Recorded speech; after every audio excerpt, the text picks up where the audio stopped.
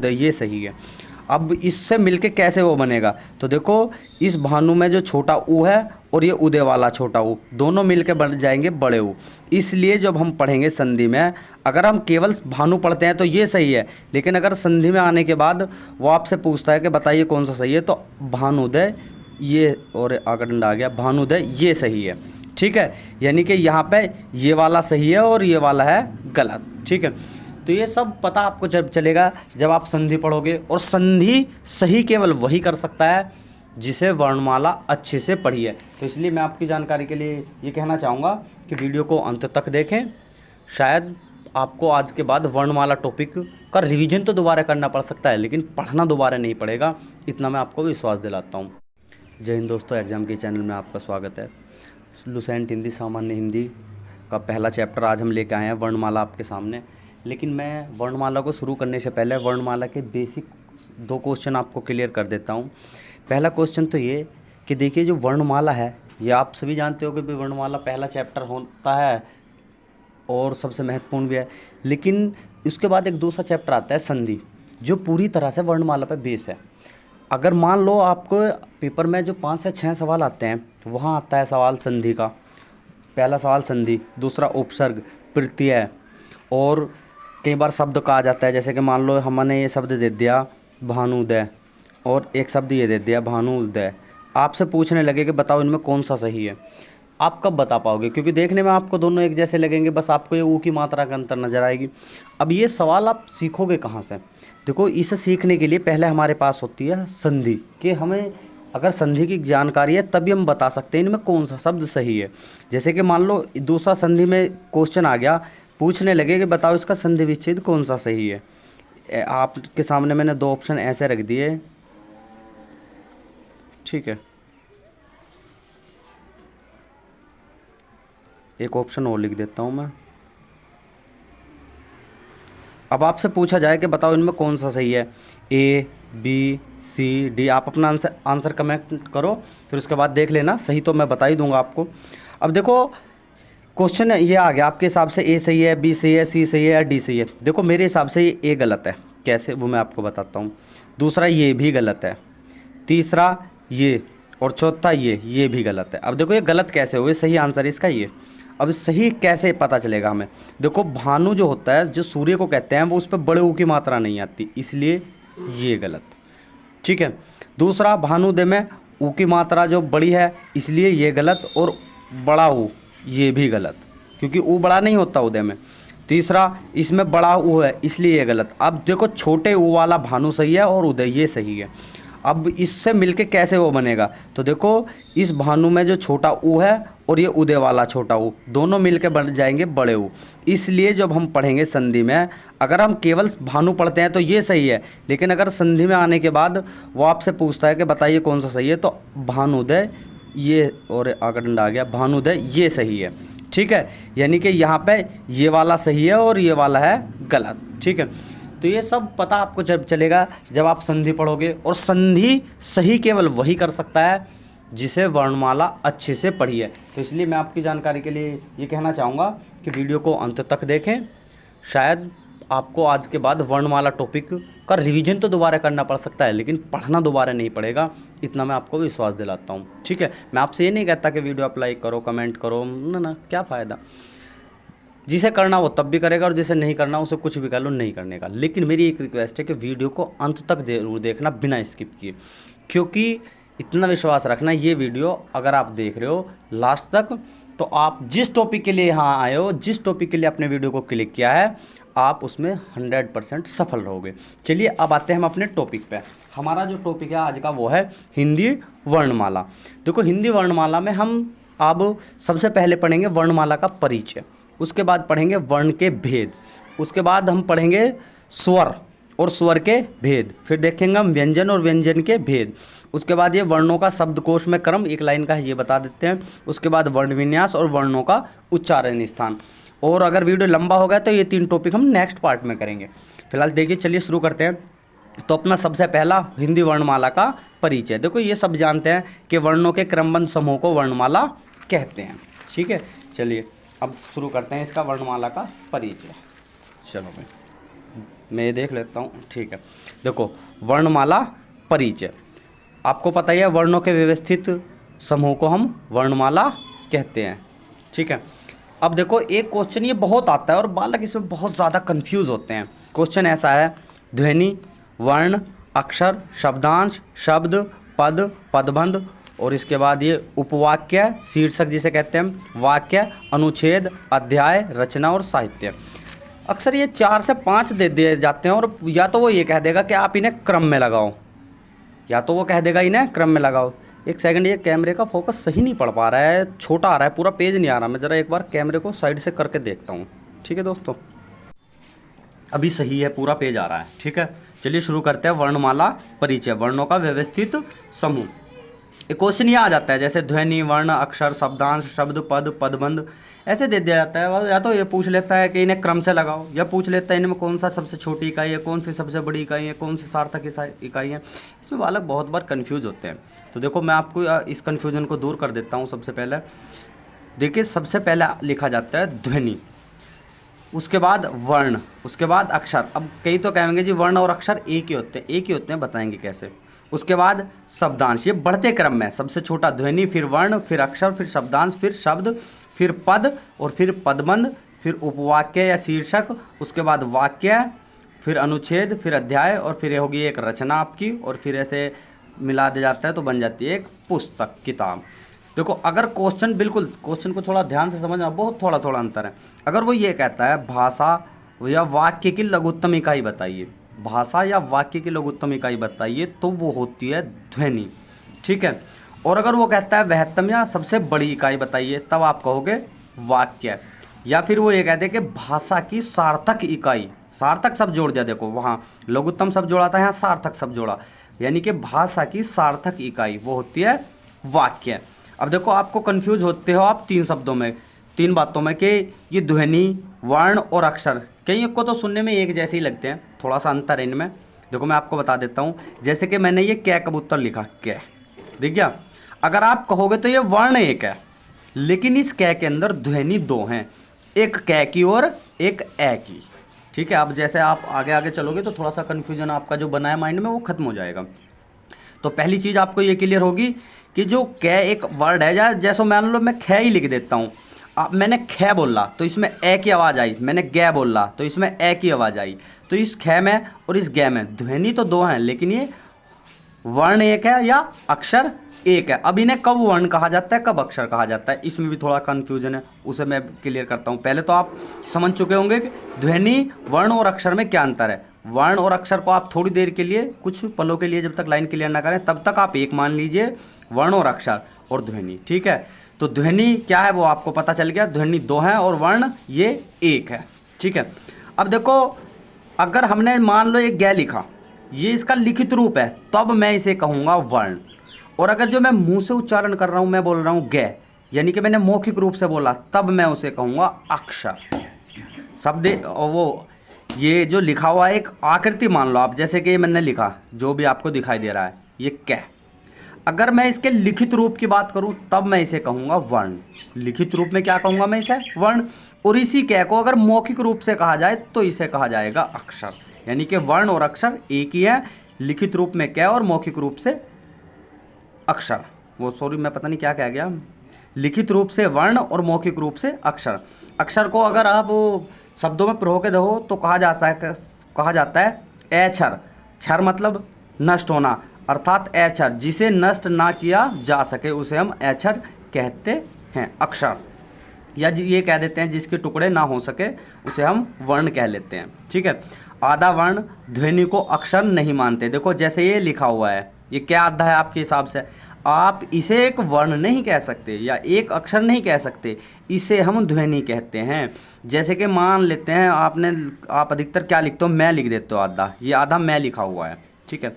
अगर आपसे कहा जाए ये वर्ण है या अक्षर है, तब आप इसे ना तो वर्ण कहोगे ना अक्षर, ये एक ध्वनि है, ठीक है ना।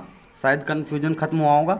ध्वनि आप समझ चुके हो, वर्ण समझ चुके हो, अक्षर। अब आते हैं शब्दांश। शब्दांश क्या होता है, जैसे कि आपने उपसर्ग सुने हैं ना, जो शब्दों के पहले लग जाते हैं और प्रत्यय जो शब्दों के बाद में लग जाते हैं, उन्हें हम शब्दांश कहते हैं। उसके बाद देखो शब्द आपने सुना ही होगा, लेकिन अगर आपसे कोई परिभाषा पूछ लेता है शब्द की तो थोड़ा सा कंफ्यूज होते हो, या कहीं ये कह देते हैं जी वर्णों का क्रम शब्द कहलाता है। गलत, वर्णों का क्रम शब्द नहीं कहलाता। ये लो, मैंने ले मैं के लमक लिखा है, बताओ क्या शब्द बना इससे? कुछ नहीं बना, ये बना अर्थहीन। तो जो सही परिभाषा है वो ये है, वर्णों का सार्थक क्रम, वर्णों का सार्थक क्रम जो अर्थपूर्ण हो, यानी कि वर्णों का सार्थक क्रम जो अर्थपूर्ण हो वह शब्द कहलाता है। देखो अब शब्द लिखने को तो मैंने लमक भी लिखा था, लेकिन हम इसे शब्द नहीं कह सकते। क्यों?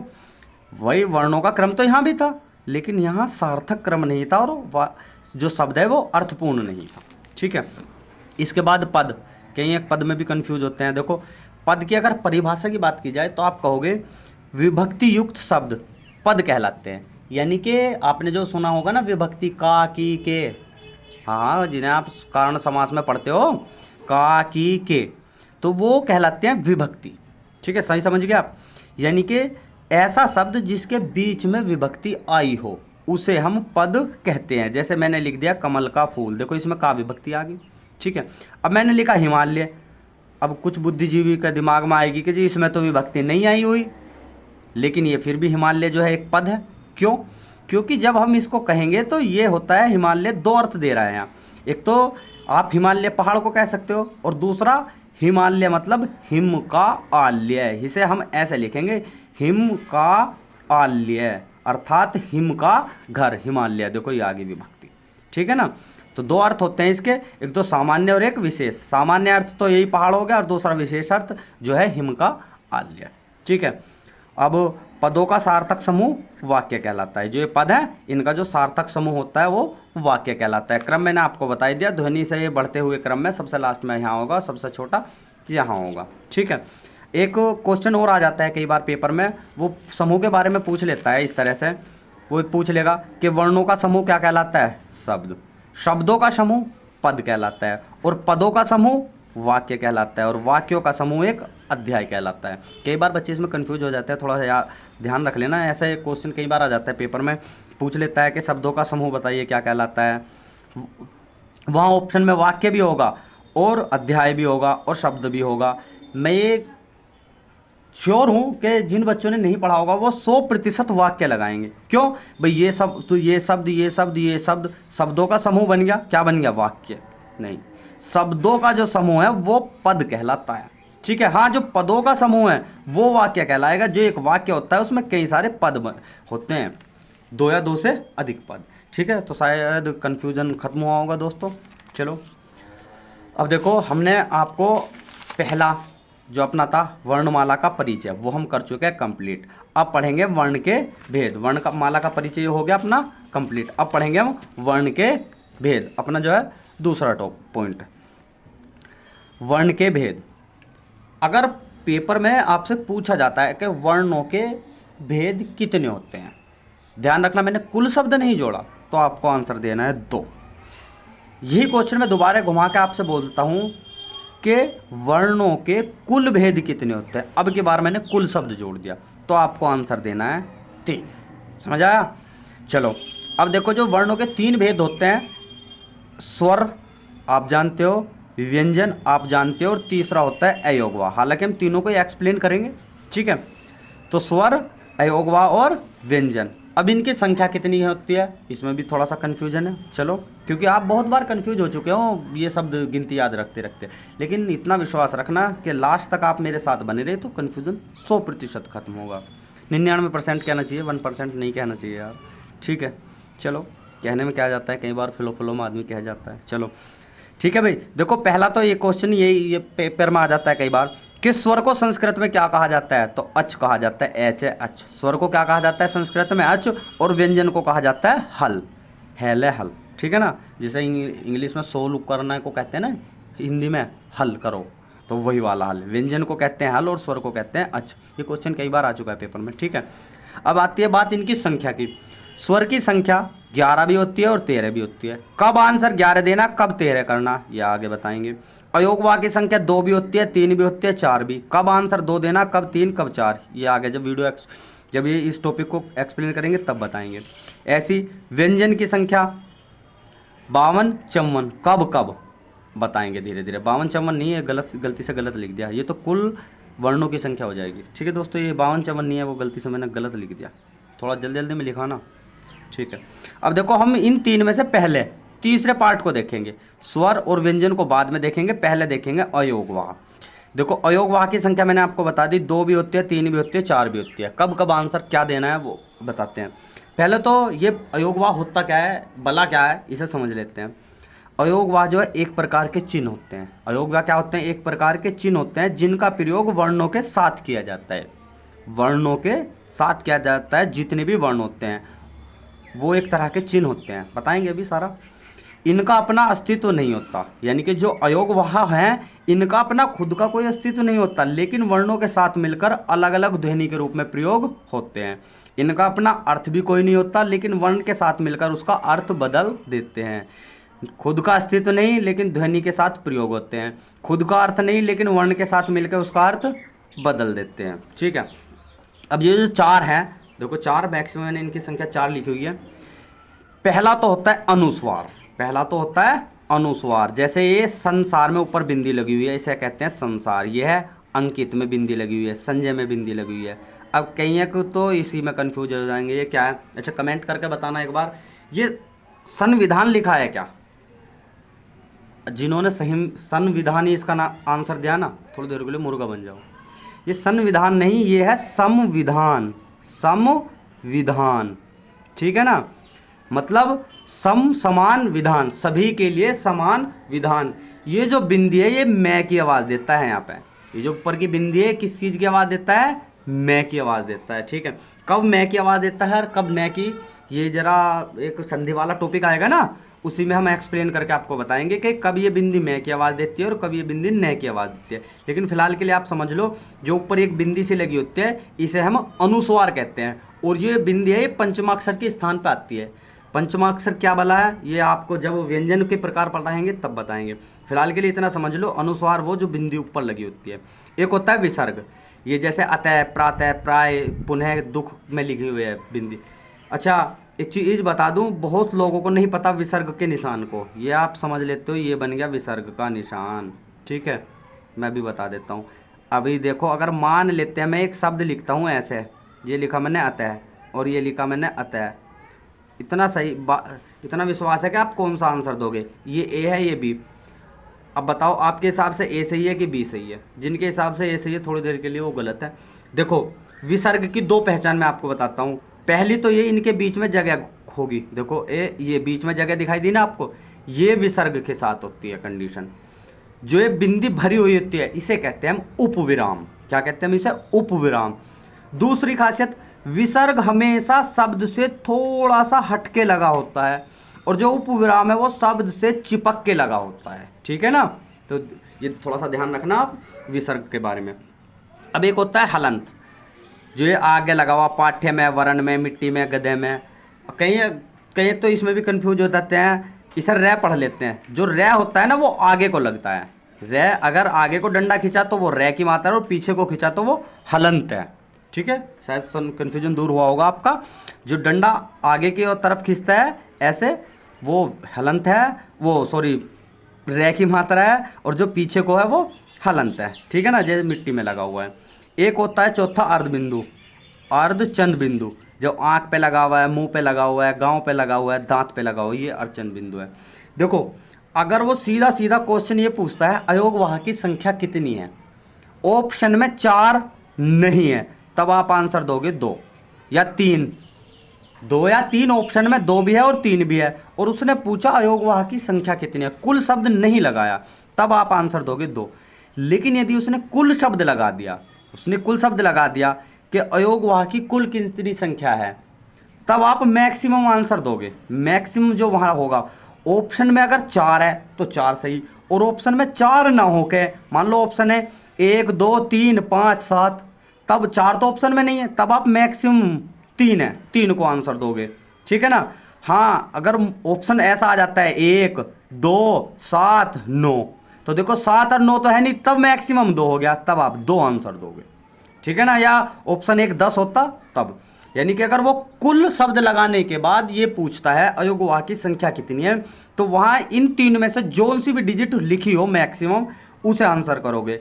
और अगर कुल शब्द नहीं लगाया तो आप सीधा अपना आंसर 2 टिक करोगे।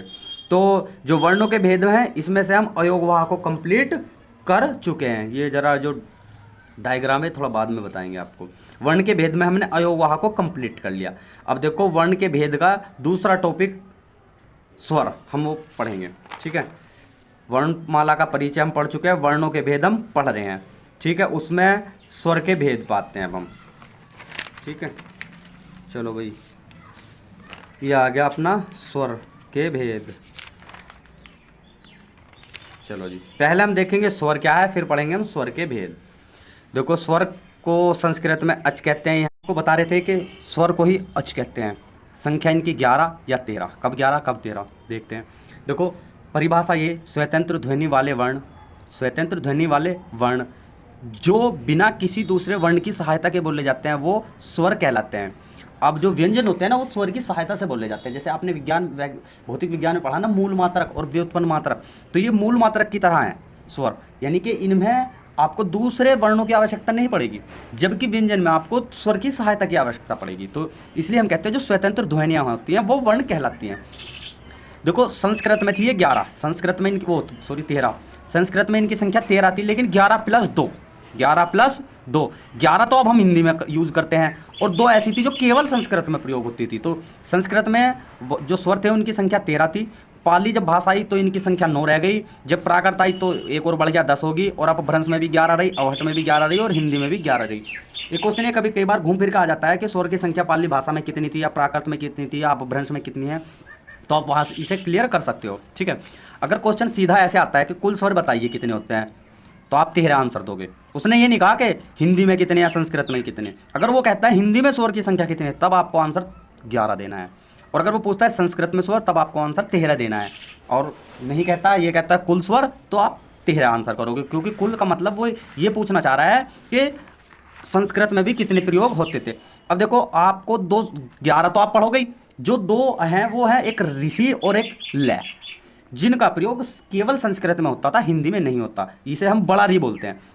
क्या कह रहे हो सर, नहीं पढ़ा आज तक? हाँ बिल्कुल सही। जैसे आप बड़ा वो होता है, बड़ी ई होती है, ठीक वैसे ही बड़ा री होता है। देखो इसमें होता क्या है, एक छोटा री और एक छोटा री, दोनों को जोड़कर बड़ा री बनता है। देखो छोटा री ऐसे बनता है, ठीक है। जो बड़ा री होगा देखो उसमें एक बार ये ज़्यादा होगा, उसे हम ऐसे ऐसे कहेंगे, ये है बड़ा री, ठीक है। ये केवल संस्कृत में प्रयोग होता है। हालांकि हिंदी में 4-5 चुनिंदा वर्ड हैं जिनमें ये प्रयोग होता है। जैसे कि जो ऋषि वाला है ये तो छोटा हो गया, रिजु वाला ये छोटा हो गया, ऋण वाला ये छोटा हो गया। लेकिन जो ऋचा है या जो ऋतु है, ये रिजु था ये ऋतु है, जो ऋचा है और ऋतु है वहाँ बड़े री का प्रयोग होता है। यानी कि 2 शब्द ऐसे हैं जो हिंदी में प्रयोग होते हैं, लेकिन संस्कृत में इनमें बड़ा री लगा होता था, ठीक है। एक होता है जैसे कृपा में, कृष्ण में, पितृ में नीचे लगा होता है ये री, ठीक है, जिसको लिर बोलते हैं। कई बार देखो यार उच्चारण में हो जाता है थोड़ा सा, जल्दी जल्दी में हम बोल जाते हैं कि बिल्कुल सही मात्रा का ध्यान ना रखते हैं, तो उसे थोड़ा आप इग्नोर करना, क्योंकि आपका पेपर ओरल नहीं होगा, लिखित होगा। आपको लिखित के हिसाब से देखना है, ठीक है ना। तो इस बात पे को थोड़ा इग्नोर कर देना। कई बार हम जल्दी जल्दी में कुछ भी कह जाते हैं, थोड़ा सा मात्रा अप डाउन हो जाती है। तो देखो स्वर क्या है ये मैंने आपको बता दिया। अब देखेंगे हम स्वर के भेद। इसको भेद के स्थान पे हमें कहना चाहिए स्वर का वर्गीकरण, स्वर के भेद नहीं, इसे कहेंगे हम स्वर का वर्गीकरण। यानी कि जो स्वर हैं इन्हें हमने किस किस भागों में कैसे कैसे इनको वर्गीकृत किया हुआ है। तो जो स्वर का वर्गीकरण होता है वो 6 आधार पर होता है। स्वर का वर्गीकरण कितने आधार पर होता है? 6 आधार पर। ये 6 के 6 आधार हम देखते हैं। पहला है मात्रा उच्चारण के आधार पर, दूसरा है होस्ट जिसे हम होंठ कहते हैं उसकी आकृति के आधार पर, तीसरा जिह्वा जीव के प्रयोग के आधार पर, फिर मुख द्वार खुलने के आधार पर, हवा निकलने के आधार पर, मुंह से हवा निकलने के आधार पर, और घोष के आधार पर, ठीक है। चलिए कहाँ गया भाई दूसरा पेज, ये लो, ये आ गया। चल भाई तो हो जा थोड़ा सा साइड। हाँ भाई हाल। और दूसरा एक चीज़ और मैं बता दूं आपको, अगर इसकी पीडीएफ चाहिए तो वीडियो के डिस्क्रिप्शन में मैंने टेलीग्राम चैनल का लिंक दिया हुआ है, आप उस चैनल पे वहाँ उसमें टेलीग्राम में जाना, वहाँ आपको इसकी पीडीएफ मिल जाएगी, ठीक है ना। और ये ऐसे ही मैं इसके फ़ोटो खींच के इसकी पीडीएफ से बना कर मैं वहाँ आपको इसको भेज दूंगा। और दूसरा उसी टेलीग्राम में कई बार यह हो कि पीडीएफ बनाने में मुझे थोड़ी दिक्कत होगी, तो मैं इसके फ़ोटो खींच के एज इट इज़ ऊपर यहाँ मैं नंबर डाल दूंगा ना, जैसे आप क्रम से भूल ना जाओ, 1 नंबर 2 नंबर 3 नंबर ऐसे डाल दूंगा, फिर आप क्रम से लगा कर उन्हें वैसे भी पढ़ सकते हो। लेकिन बेटर ये होगा आप खुद के नोट्स खुद से बनाओ तो ज़्यादा अच्छा है। बाकी मैं दे तो रहा हूँ आपको लिखे होने को तो ये सब लुसेंट में भी लिखा हुआ है, वहीं से तो मैंने कॉपी किया है। लेकिन हाँ, एक चीज़ बता दूं, मैंने नाम भले ही थंबनेल में ये लिखा है लुसेंट हिंदी, इसमें मैंने 3 से 4 बुकों को पढ़ा है। बहुत सारी चीज़ें आपको ऐसी मिलेंगी जो लुसेंट हिंदी में नहीं है। मैंने 3 से 4 बुकों को पढ़ा, उसके बाद मैं आपको बता रहा हूँ, ठीक है। चलिए अब आते हैं स्वर के भेद में। सबसे पहले मात्रा या उच्चारण के आधार पर, मात्रा या उच्चारण के आधार पर स्वर के 3 भेद हैं, ठीक है। वर्गीकरण नहीं, वर्गीकरण तो 6 हैं स्वर के, लेकिन मात्रा के आधार पर 3 है। एक मात्रिक, दो मात्रिक, तीन मात्रिक। एक मात्रा, दो मात्रा तो सुना होगा, लेकिन तीन मात्रिक अब देख लेना, ठीक है। अब देखो, अगर बात ये की जाती है उच्चारण के आधार पर, तो स्वर की संख्या होती है 10, 1/11 होते हैं ना टोटल स्वर। अभी बता देते हैं वो कैसे, कौन सा भाग्य, वो थोड़ा सा ये लिखा हुआ है बाद में। अभी थोड़ा सा पीडीएफ आपके सामने है, तो थोड़ा दिमाग मत लगाना, वरना कंफ्यूज हो जाओगे। क्योंकि आपने देखा होगा बीच में 1-2 कॉलम आता है, मैं उसे छोड़ देता हूँ, वो बाद में एक्सप्लेन किया जाएगा, वरना आप अभी से कंफ्यूज हो जाओगे। पहला है एक मात्रा वाले, एक मात्रिक। अब यहाँ से थोड़ा ध्यान से समझना, क्योंकि ये जो अब मैं आपको एक्सप्लेन कर रहा हूँ, ये संधि का बेस बनाएगा आपकी। एक मात्रा वाले, जिन्हें हम मूल स्वर भी कहते हैं, ह्रस्व स्वर भी कहते हैं, लघु स्वर भी कहते हैं। पेपर में क्वेश्चन थोड़ा घुमा घुमा के देता है, कई बार वो कह देता है मूल स्वर बताओ निम्न में से कौन सा है, पूछ लेगा ह्रस्व स्वर कौन सा है, लघु स्वर कौन सा है, या पूछ लेगा एक मात्रिक कौन सा है। तो देखो ये 4 होते हैं, इनकी संख्या होती है 4। आपको बता चुके हैं, इनकी संख्या 11 भी होती है और इनकी संख्या 13 भी होती है। कब 11 कब 13 भी बता देते हैं। अगर पूछ लेता है कि इनकी परिभाषा क्या है, तो आप बोल सकते हो स्वतंत्र ध्वनि, स्वतंत्र ध्वनि वाले वर्ण, स्वतंत्र ध्वनि वाले वर्ण बिना किसी दूसरे वर्ण की सहायता से बोले जाते हैं। दोस्तों यहाँ से आगे की वीडियो दूसरे पार्ट में है, उसका लिंक मैंने वीडियो के डिस्क्रिप्शन बॉक्स में दिया है, वहाँ से आप कंटिन्यू कर सकते हैं। और उसका पीडीएफ आप हमारे टेलीग्राम चैनल से ले सकते हैं, जिसका लिंक वीडियो के डिस्क्रिप्शन बॉक्स में दिया है।